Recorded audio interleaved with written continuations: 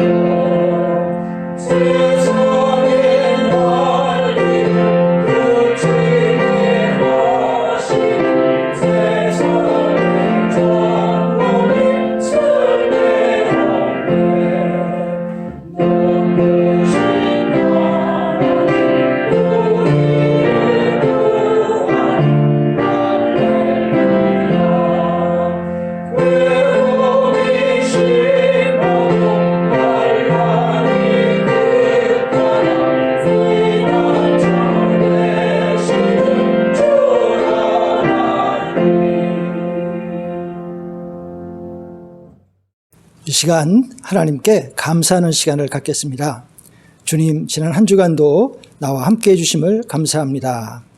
일터에서, 가정에서, 교회와 나라에 주신 은혜를 주님 감사합니다. 이 시간 다 같이 함께 하나님께 감사하시겠습니다.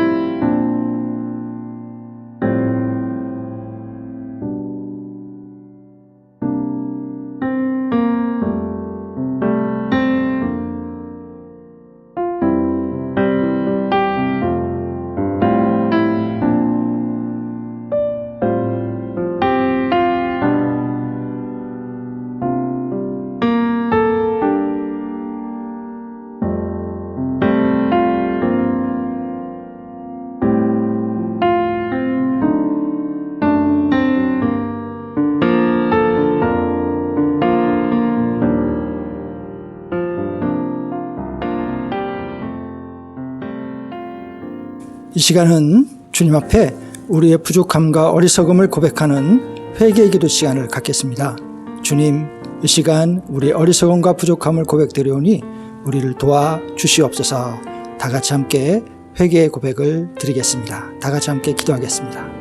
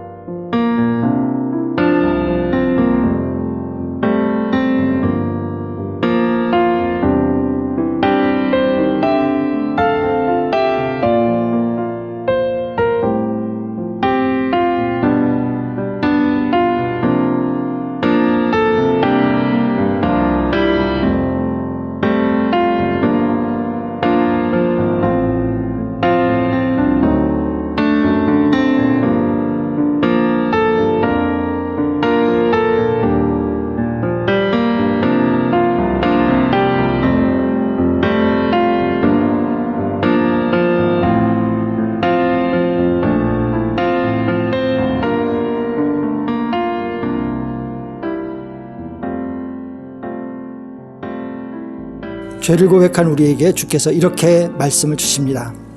만일 우리가 죄가 없다고 말하면 스스로 속이고 또 진리가 우리 속에 있지 아니할 것이요 만일 우리가 우리 죄를 자백하면 그럼 미쁘시고 의로우사 우리 죄를 사하시며 우리를 모든 불의에서 깨끗하게 하실 것이요 만일 우리가 범죄하지 아니하였다 하면 하나님을 거짓말하는 이로 만드는 것이니 또한 그의 말씀이 우리 속에 있지 아니하니라. 아멘.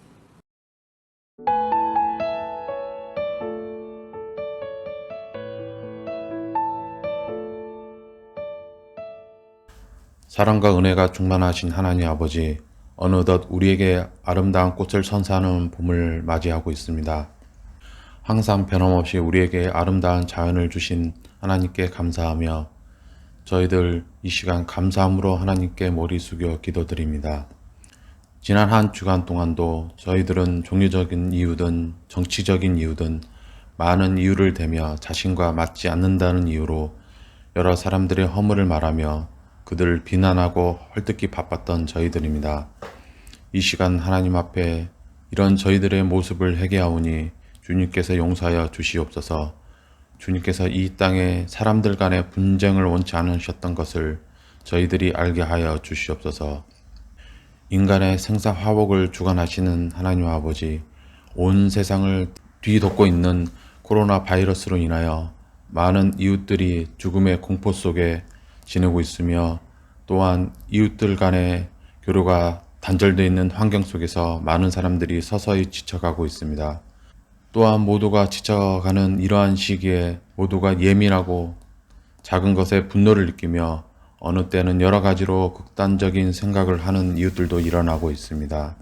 이 시기에 나라를 운영하는 위정자들에게 솔로몬의 지혜를 허락하시고 만들어지는 법과 정책에 따라 국민들의 삶의 질이 나아질 수 있도록 하여 주시고 또한 국민들이 절망이 아닌 희망을 가지게 하여 주시옵소서. 백신 접종이 이 나라에서 이제 막 시작하였습니다.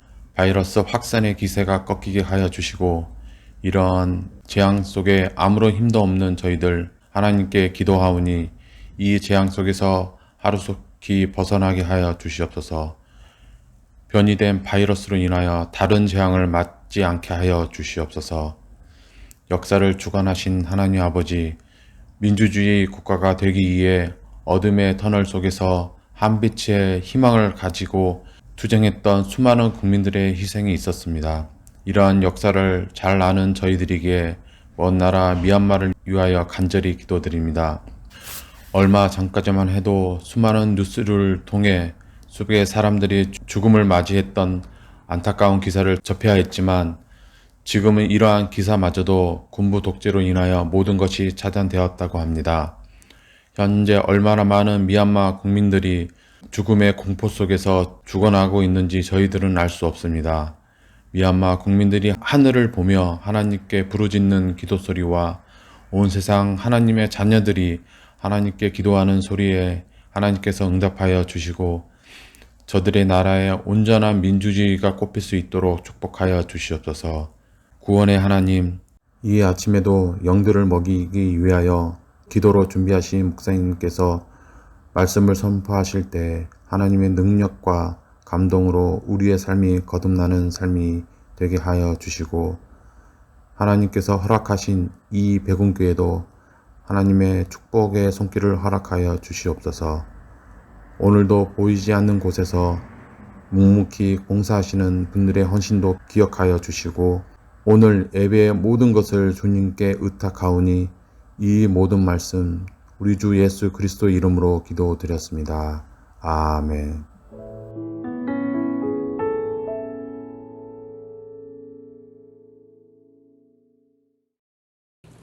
다 같이 주기도문 하시겠습니다.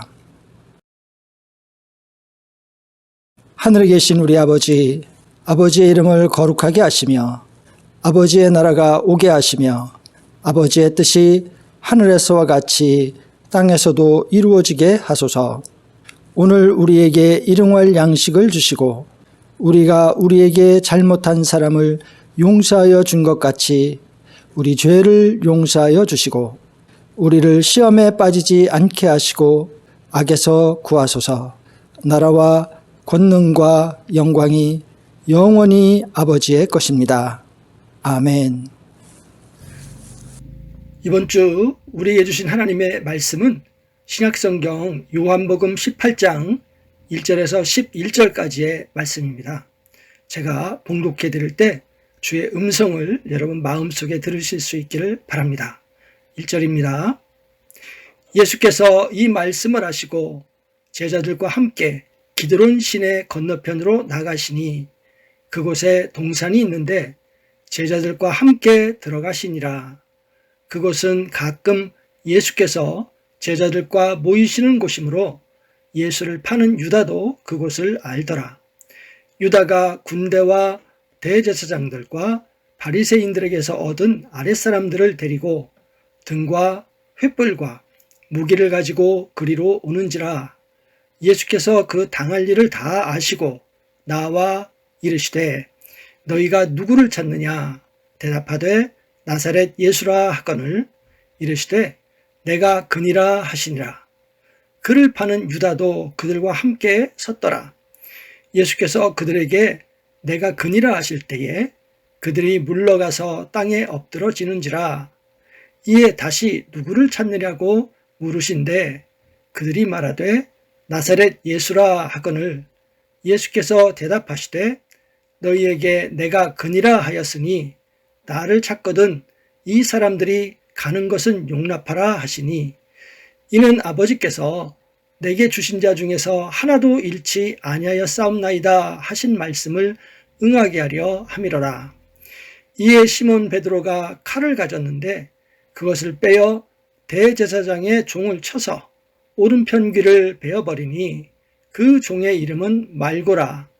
예수께서 베드로더러 이르시되 칼을 칼집에 꽂으라. 아버지께서 주신 잔을 내가 마시지 아니하겠느냐 하시니라. 아멘. 주신 말씀을 가지고 예수님께 배우는 기도와 겸손과 당당함이라는 제목으로 함께 말씀을 나누겠습니다.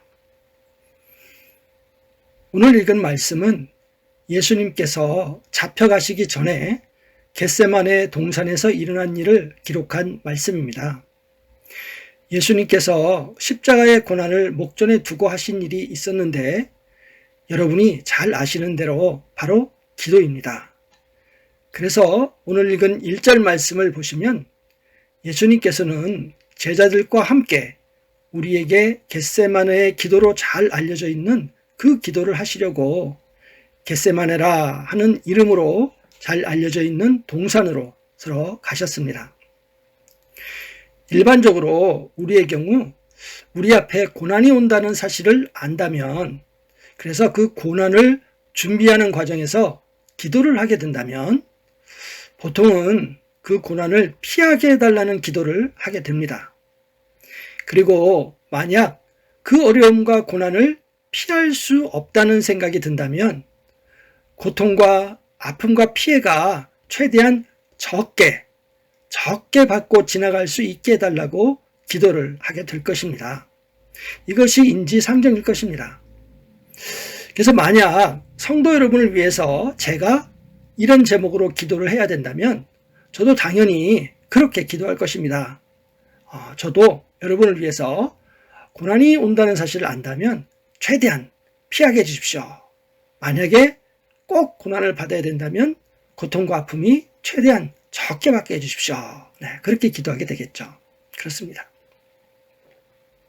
자, 예수님이 십자가의 고난을 앞두고 이 겟세마네 동산에서 기도를 하시는 것, 그런 면에서 아주 당연한 일이고 정말 같은 인간으로서도 이해가 가는 일이 아닐 수 없습니다.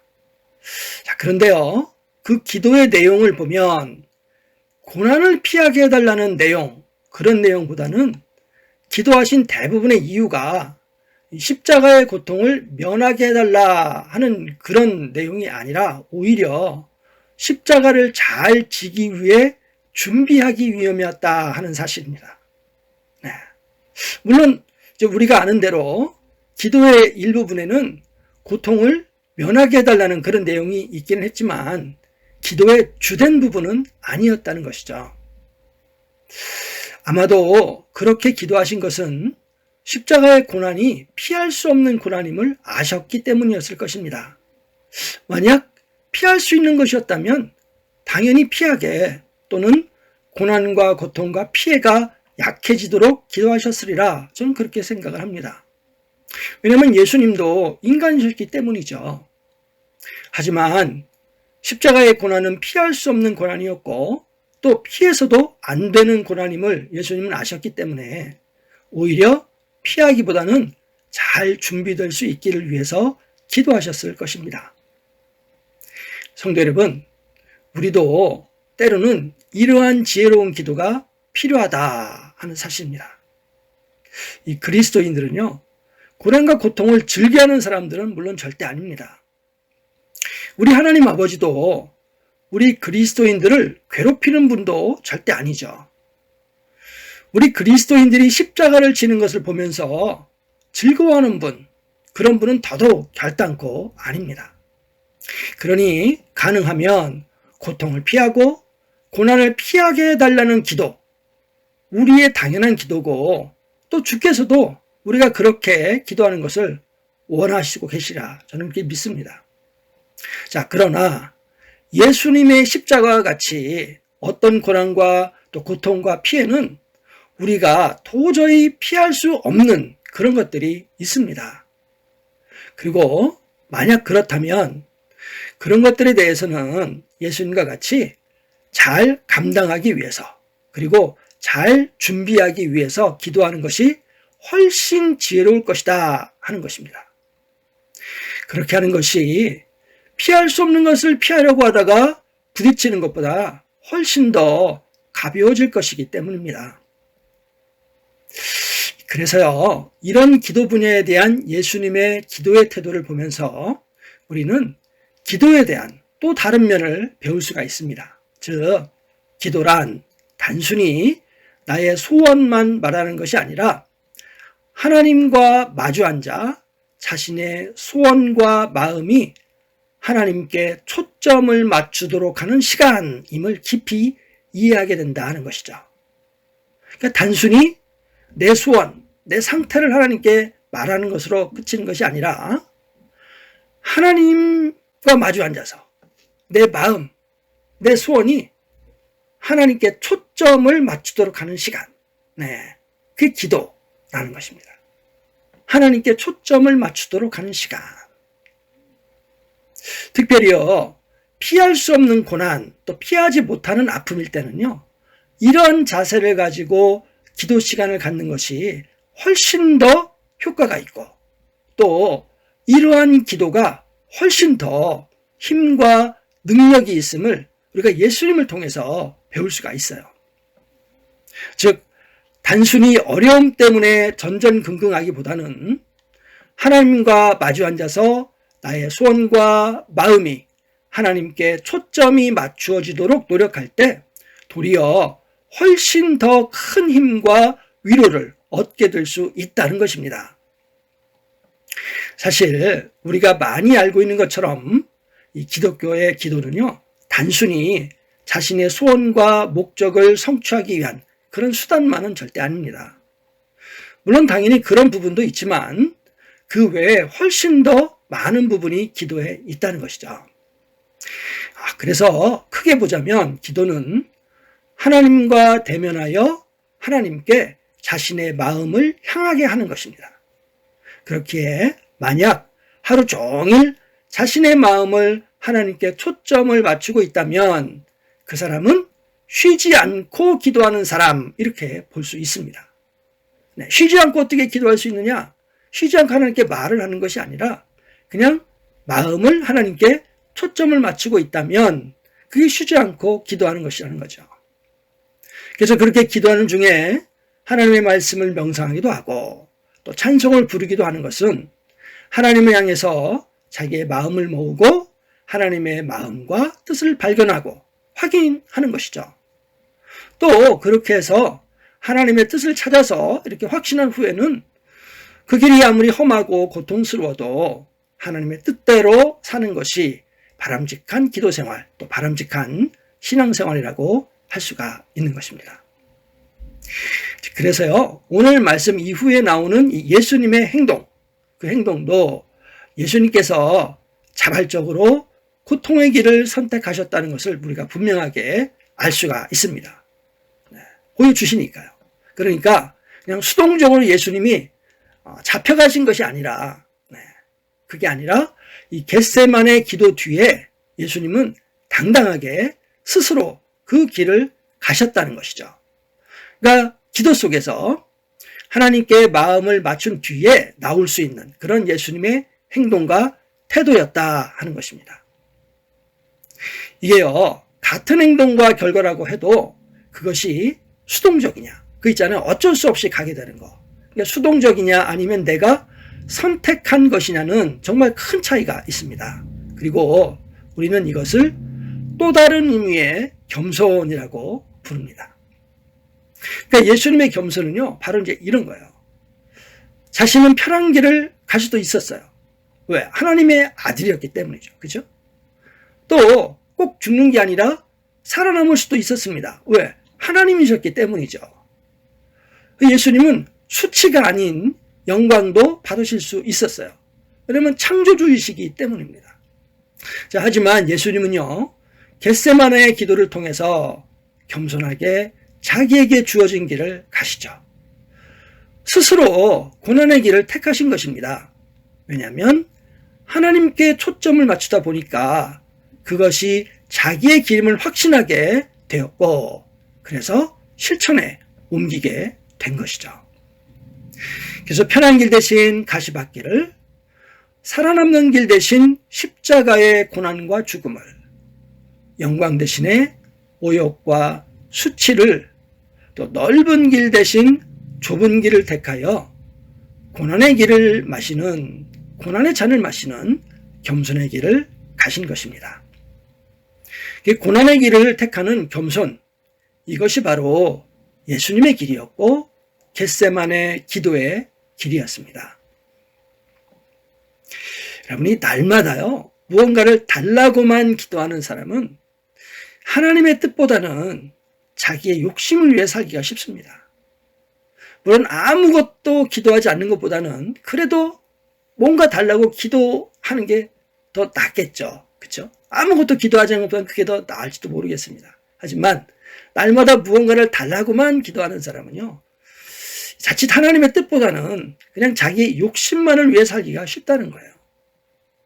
자, 그러나 하나님 아버지의 뜻이 이루어지기를 기도하는 사람은 예수님처럼 하나님의 뜻대로 고통의 선택을 얼마든지 할 수 있게 되는 것이 사실입니다. 그래서 본문에 나타난 예수 그리스도의 이 고난당하시는 모습은 어쩔 수 없이 이 쫓겨가는 모습, 그런 모습이 아니라 오히려 당당하고 의연하신 그런 모습을 볼 수가 있습니다. 이는 예수님께서 하나님의 뜻을 분명히 알고 계시기 때문인 것이죠. 그렇기에 더욱더 예수님은 그 하나님의 뜻 앞에 겸손하신 것입니다. 그리고 겸손하기에 당당해지신 예수님이었던 것이죠. 성도 여러분, 우리 그리스도인들의 삶은요, 이와 같습니다. 기도를 통해서 하나님께 나의 삶에 초점을 맞추고, 자, 그렇게 하나님의 뜻을 알게 되기에 하나님 앞에 겸손하고, 또 인생이 겸손하게 되고, 자, 그렇기에 당당하게 살아가게 되는 것. 네, 그것이죠. 바로 기도와 겸손과 당당함의 인생입니다. 오늘 설교 제목이죠. 그래서 피할 수 없는 고통이라고 해도 기도와 겸손을 통해서 당당함의 인생이 될 수 있다는 것입니다. 할렐루야. 이게 비밀입니다. 피할 수 없는 고통인데 그래도 기도와 겸손을 통해서 당당함의 인생이 될 수 있다. 참 큰 차이가 있죠. 여러분, 예를 들어서 직장에서 누가 가장 당당할까요? 높은 사람? 네. 물론 이제 사장이 제일 당당할 수 있겠죠. 그러나 일반적으로 그냥 윗사람 아랫사람 다 있는 직장이라면, 자, 어떤 사람이 가장 당당하느냐? 그것은요, 자신의 상관의 명령과 뜻을 내가 가장 잘 알고 있다고 느끼는 그런 사람이에요. 그러니까 상관이 있어요. 내가 부하 직원인데 내가 상관의 뜻을 내가 정확히 잘 알고 이해하고 있어요. 그럼 내가 당당하죠. 그렇지 않겠어요? 근데 그렇지 못한 사람은 못 당당해요. 왜냐하면 언제 내가 질책을 당할지 모르거든요. 그러니까 전전긍긍하죠. 내가 아무리 잘하고 있다고 다른 사람이 말을 해도 내 마음에는 내 상관의 그 뜻, 그 상관의 명령에 대한 확신이 없어요. 그럼 내가 언제 질책을 당할지 모르니까 전전긍긍하죠. 그죠? 당당할 수가 없는 거죠. 그러니까 마찬가지입니다. 비록 예수님께서 어려움에 놓이게 되셨지만 예수님은 하나님의 뜻을 잘 알고 계셨고 또 본인이 하나님의 뜻대로 가고 있다고 느끼고 있었기 때문에 모든 일에 당당하고 의연하게 대처하실 수 있으셨다 하는 것입니다. 그래서 여러분, 우리도 마찬가지입니다. 우리가 아무리 어려워도 나를 향한 하나님의 뜻만 확실하게 믿고 따른다면 두려울 것이 없습니다. 나의 길을 하나님께서 인도하실 것인데 무엇이 두렵겠습니까? 여러분, 그러므로 우리가 어려울 때 가장 필요한 것은 사실 다른 것들이 아닙니다. 가장 필요한 것은요, 나를 사랑하시고 나를 인도하시는 하나님의 뜻에 내가 확신을 가지는 것입니다. 그리고 그 하나님의 뜻에 나를 맞추는 것이죠. 그러면 예수님처럼 당당하고 의연해질 수 있습니다. 그렇겠죠? 왜냐하면 주께서 내 길을 책임지고 이끄신다는 확신이 생길 테니까요. 그렇지 않다면 아무리 돈이 많고 모든 일이 잘 풀려도 인생 앞에서 비굴해질 수밖에 없게 될 것입니다. 그래서 결론적으로 말씀을 드립니다. 그리스도인의 당당함과 겸손을 잘 말해주는 삶을 살다간 이자익 목사와 조덕삼 장로의 이야기가 있습니다. 이자익 목사는 조덕삼 장로 집의 하인이었습니다. 본래 이자익 목사는 거지였어요. 가출을 해서 국어를 다니던 중에 한 부잣집에 가서 밥만 주면 머슴이 되겠다 이렇게 사정을 해서 그 집 주인이 불쌍히 여겨 받아준 사람, 이 사람이 바로 이자익이었고 그 집주인이 조덕삼이었습니다. 이 두 분이 살던 지역은 전라북도 김제였는데 선교사가 전도를 와서 교회를 세우게 됐습니다. 그리고 이자익을 설교자로 세웠습니다. 원래 글을 몰랐는데요. 전도를 받고 예수를 믿고 난 뒤에 이 조덕삼의 아들의 도움을 받으면서 글도 배우게 되었다 그래요. 선교사가 그 믿음과 학식을 보고 설교자로 세운 것이죠. 그때 그 모습을 보고 조덕삼이 이렇게 고백을 했다고 합니다. 우리 집에서 머슴으로 일하던 일꾼이 교회 설교자가 되었다니 얼마나 자랑스러운 일인가. 네. 이 주인 조덕삼은 진심으로 기뻐하고 질투하거나 무시하지 않은 것입니다. 물론 이때는요, 조덕삼도 이자익도 모두 일반 성도였습니다. 후에 1908년도에 장로 선출이 있었는데요.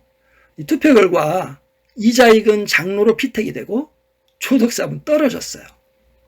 이 결과를 두고 사람들은 웅성거렸지만 이 투표 결과를 두고 조덕삼은 이렇게 말했다고 합니다. 교우 여러분, 참 감사합니다. 저는 나이가 많아서 교회에 봉사하기가 어렵습니다. 그러나 이자익은 장로로 성출하여 일하게 하였으니 감사한 일입니다. 그는 젊습니다. 지혜가 있습니다. 열심히 있습니다. 우리 이자익 장로를 잘 받들어 교회를 성장시킵시다. 네, 모두 감격 속에 박수를 쳤다고 합니다. 1년 후 이 조덕삼은 장로로 피택되어서 이 금산교회 제2대 장로가 되었고요. 이자익 장로는 조덕삼 장로가 모든 경비를 부담해서 신학을 공부 후에 금산교회 담임 목사가 되어서 섬겼다고 합니다. 참 겸손하고 당당한 두 사람의 인생이 아닐 수 없습니다. 하나님께 초점을 맞추니 겸손이 생겼고 겸손이 생기니 당당함이 생긴 것이죠.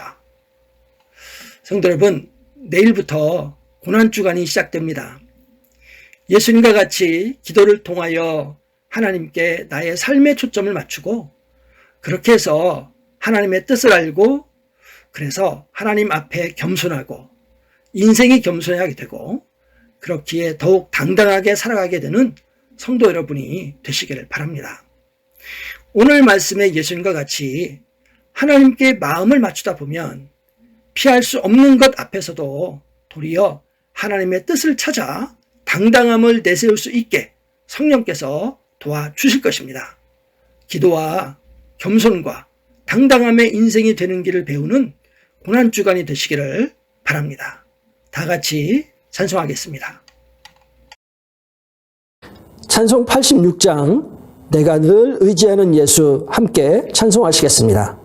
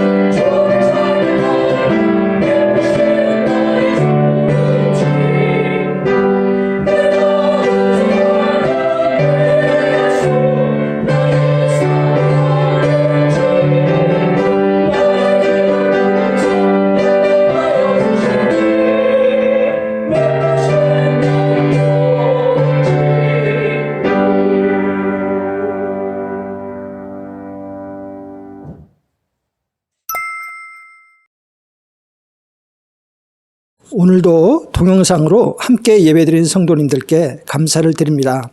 기도로 참여해 주시고 동영상 예배를 준비해 주신 성도님들께 감사드립니다. 함께 만나 교제를 나누는 그날까지 비록 얼굴은 보지 못하지만 기도함으로 서로 사랑을 나눌 수 있기를 바랍니다. 다음 주일 4월 4일 예배는 교회당에 함께 모여 예배를 드립니다. 특별히 부활절 기념 예배로 함께 드립니다. 함께 모여 부활의 기쁨을 감사하는 그런 시간이 될 수 있기를 바랍니다. 지난주에도 11조와 감사헌금을 보내주신 성도님들께 감사를 드립니다. 기도와 함께 큰 힘이 되고 있습니다. 감사를 드립니다. 이번 주에도 대표로 기도해 주신 성도님께 감사를 드립니다. 다음 주 부활절 예배요는 다음과 같습니다. 기도회 문신관 집사님, 봉헌의 박민호 집사님, 박순재 권사님, 김영인 권사님 수고해 주시겠습니다. 오늘은 종려주의로서 예수님의 고난이 본격적으로 시작되어 십자가의 죽으심과 무덤의 매장됨으로 끝이 나는 고난주간이 시작되었습니다.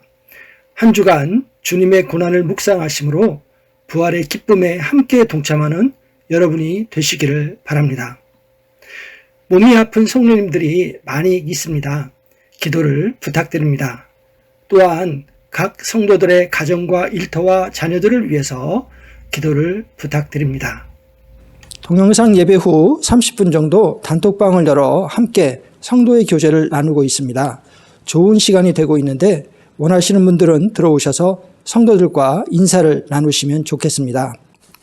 가정 예배와 성경 읽기를 잘 활용해 주시기를 바랍니다. 성경을 읽으시다가 궁금한 점이 있다거나 신앙생활에 있어서 상담할 점이 있으시면 어느 때라도 담임 목사에게 문의해 주셔도 좋겠습니다. 오는 한 주간에도 성도 여러분의 가정과 일터에 하나님의 지혜와 평강이 넘치시기를 간절히 바랍니다. 다 같이 기도하겠습니다. 이제는 우리 주 예수 그리스도의 은혜와 하나님 아버지의 무한한 사랑하심과 성령 하나님의 교통하시고 인도하심이 주님 하나님께 마음을 맞추는 기도로 겸손과 당당함으로 십자가의 고난에 승리하신 예수님의 그 능력과 힘을 저도 소유하기를 원합니다. 그래서 이 험난한 인생에서 승리하기를 원하오니 도와주시옵소서 고백하는 사랑하는 모든 성도들 머리 위에 지금부터 영원까지 함께 하시기를 간절히 축원하옵나이다. 아멘.